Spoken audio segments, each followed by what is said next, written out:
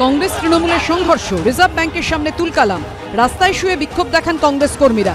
2000 টাকার নোট বদলের লাইনে তোলাবাজির অভিযোগকে কেন্দ্র করে সাত সকালে এভাবেই রণক্ষেত্র হয়ে ওঠে বিবাদীবাগ এলাকা। রোজকার মতো বৃহস্পতিবারও বিবাদীবাগে রিজার্ভ ব্যাংকের সামনে 2000 টাকার নোট বদল করার জন্য লাইন দেন অসংখ্য সাধারণ মানুষ। তৃণমূলের অভিযোগ, নোট বদলের লাইন থেকে তোলা আদায় করছিলেন কংগ্রেসের কাউন্সিলর সন্তোষ পাঠকের অনুগামীরা। প্রতিবাদ করলে তাদের ওপর হামলা চালানো হয়, শুরু হয় সংঘর্ষ। কার্যত রণক্ষেত্র রিজার্ভ ব্যাংকের সামনের রাস্তা। বেশ কিছুক্ষণ ধরে দুপক্ষের মধ্যে ঝামেলা চলছে। আমরা সকাল থেকে যেটা জানতে পারছি যে এখানে 2000 টাকার নোট বদল করবার জন্য যে লাইন, সেই লাইন দেওয়া নিয়ে সকাল থেকে অশান্তি শুরু হয় এবং দুপক্ষের মধ্যে অশান্তি চলতে থাকে। তৃণমূলের অভিযোগ যে এখানে স্থানীয় কাউন্সিলর কংগ্রেসের সন্তোষ পাঠকের ছেলেরা তাদেরকে মারধর করেছে। আবার অপরদিকে সন্তোষ পাঠকের লোকজনের অভিযোগ যে এখানে যারা দালালি করে বাইরে থেকে এসে তৃণমূল কংগ্রেসের লোক, তারা এখানে গন্ডগোল করেছে, তাদের লোকজনকে মারধর করেছে। পরিস্থিতি এতটাই উত্তপ্ত হয়ে ওঠে যে বন্ধ করে দেওয়া হয় রিজার্ভ ব্যাংকের গেট ও সামনের রাস্তা, ব্যাহত হয় পরিষেবা। রাস্তায় শুয়ে পড়ে বিক্ষোভ দেখান কংগ্রেস কর্মীরা। সংঘর্ষে আহত হয়েছেন বেশ কয়েকজন।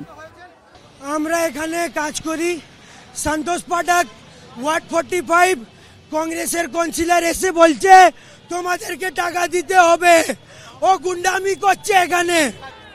ঘটনাস্থলে এসে পরিস্থিতি সামাল দেয় হেয়ারস্ট্রিট থানার পুলিশ। ঘটনাকে ঘিরে শুরু হয়েছে রাজনৈতিক চাপানুতোর।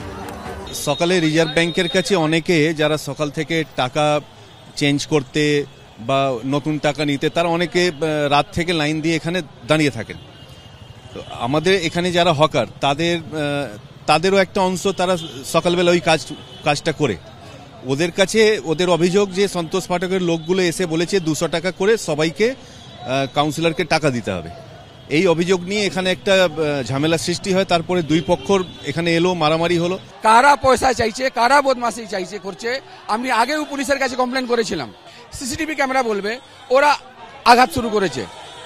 যেহেতু পুলিশের সঙ্গে একটা রিলেশন ওদের আছে, সবাই টাকা পয়সা দিয়ে খায়। এরা গরিব মহিলারা সারা রাত এখানে শোয়, আর 2-4 টাকার জন্য ওরা বেচারা আসে এখানে। তাদেরকে মেরে জোর করে ওদেরকে লাইন থেকে নিজের লোককে ঢুকিয়ে দেয় ওখানে, আর ওদেরকে তাড়া করে দেয়।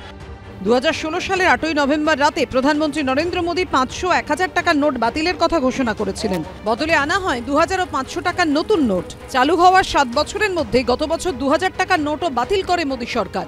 ব্যাংকের শাখায় সেই নোট বদলানোর সময়সীমা শেষ হয়ে গেছে। এখন শুধু আরবিআইতে 2000 টাকার নোট পাল্টে সমান অঙ্কের অন্য নোট নেওয়া যাচ্ছে।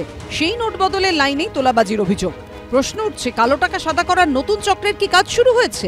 কমিশনের লোভ দেখিয়ে গরিব মানুষকে কাজে লাগিয়ে কি জমানো কালো টাকা সাদা করছে অসাধুরা? সঞ্চয় মিত্র রিপোর্ট, এবিপি আনন্দ, কলকাতা।